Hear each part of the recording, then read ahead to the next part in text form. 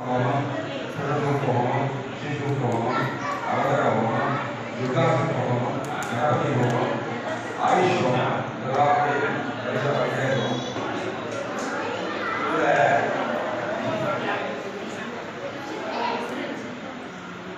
எனக்கு ரொம்ப அனுகூலமான விஷயம் என்னன்னு கேட்டாங்க, நீங்க எல்லாரும் கொஞ்சம் அமைதியா இருக்கிறது.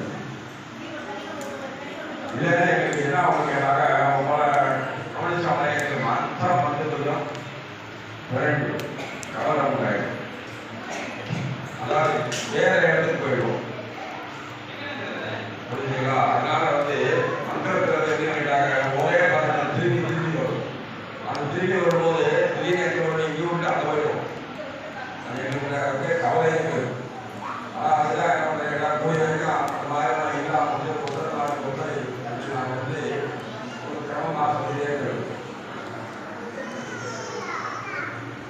உலர்த்தரும் செல்வம் தள்ளியும் அடியார் படுகை ஆயிரம் எல்லாம் நிரந்தரம் செய்யும்.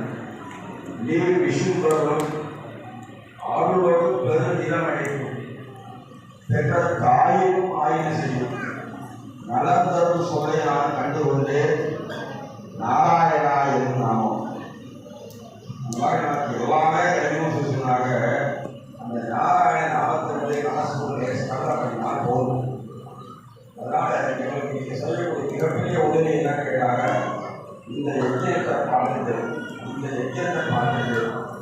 இந்த அக்னியை பாடுறது. மற்றவங்க என்ன சொல்லுறாங்க, பத்ரம் கர்ணே ஸ்ரீராம தேவா பத்ரம் பசேமா அக்ஷரா சைரகே காமசஸ்மோமி யஸ்ரேவதேவ ஹிதம் யசாயுஹு. நமக்கு ஆயுஷ் தேவனாக நல்ல மந்திரங்களை காதல கேட்கணும்.